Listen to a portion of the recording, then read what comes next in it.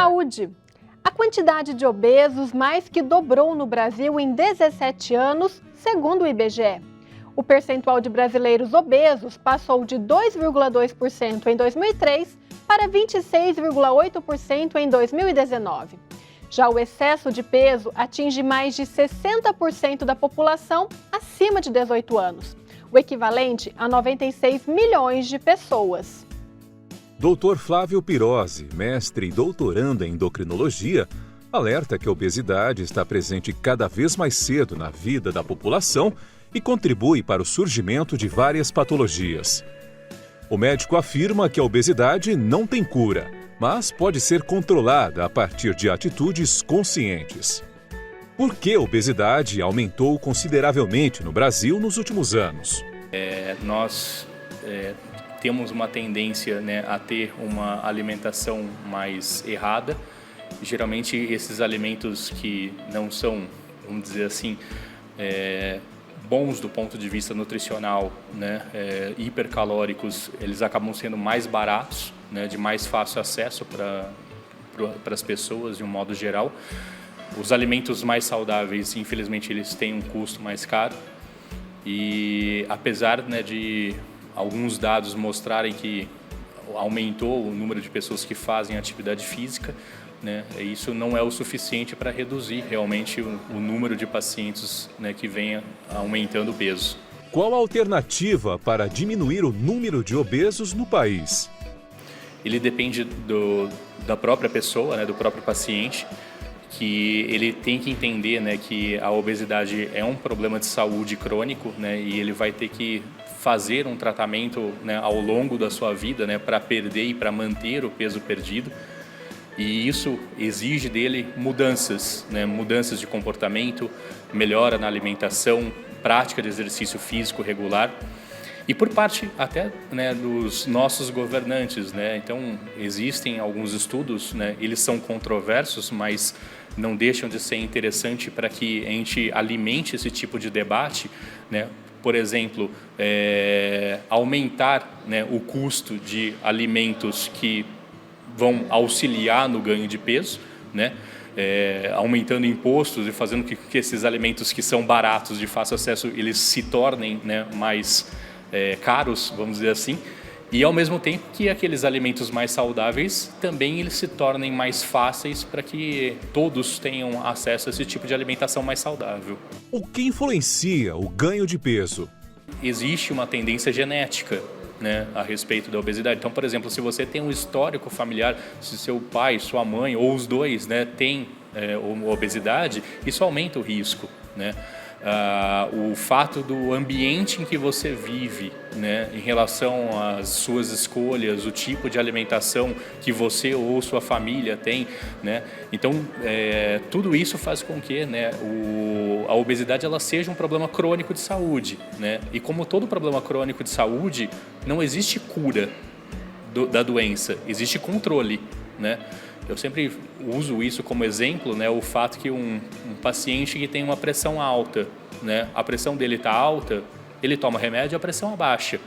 Mas o que vai acontecer se esse paciente parar de tomar a medicação?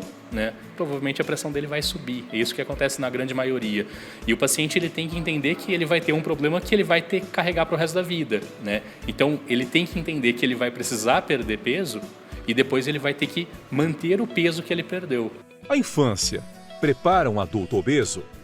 Hoje, os números de pacientes obesos na faixa etária entre as crianças no Brasil talvez o que mais preocupa. Em relação ao número de pacientes obesos, a faixa etária da infantil é a que mais cresceu nos últimos anos. E existem alguns dados que mostram que a cada 5 crianças, 4 vão permanecer sendo adultos com obesidade. As mulheres ganham peso com mais facilidade que os homens? Existem grandes mudanças de comportamento, A mulher, por exemplo, quando ela casa, por exemplo, ela muda totalmente o padrão alimentar dela na maioria das vezes. Uma gestação, A gente sabe que existe a questão do ganho de peso e muitas mulheres que ganham muito peso ao longo da gestação não conseguem perder.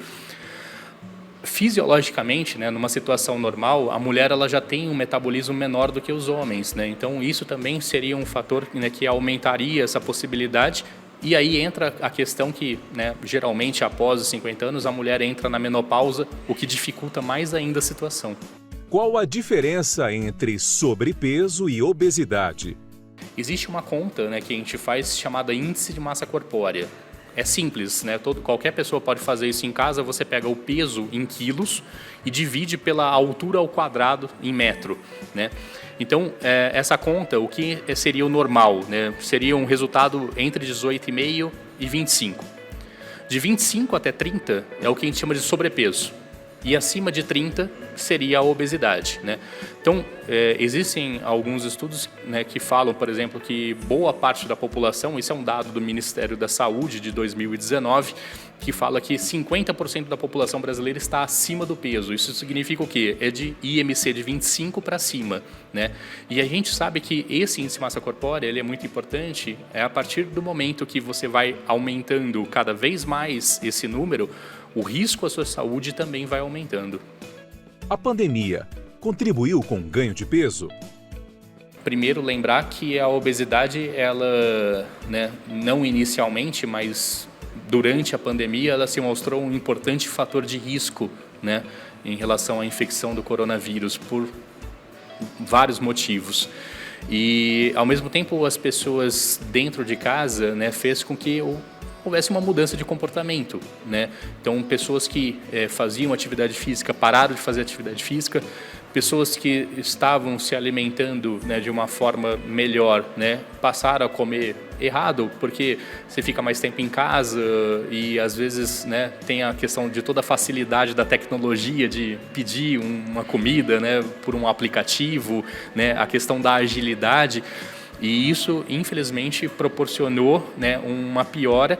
E eu acredito que nos próximos anos, né, em relação a esses dados do IBGE, nós vamos ter, infelizmente, um aumento maior ainda desse número de pacientes obesos. O apetite está relacionado com as emoções? Sim, indiretamente sim, porque o nosso apetite, né, ele está relacionado a diversos fatores no nosso sistema nervoso central. Entre eles, as nossas emoções, né? E nós agimos diferente, né? Então, ninguém age igualzinho, mas a grande maioria dos pacientes, quando se sentem, né, ansiosos, depressivos, né, eles às vezes vão canalizar tudo isso, né, de uma certa forma negativa, né, na grande maioria das vezes, em cima de uma alimentação. E geralmente que tipo de alimentação? Né? A mais rápida e a menos saudável.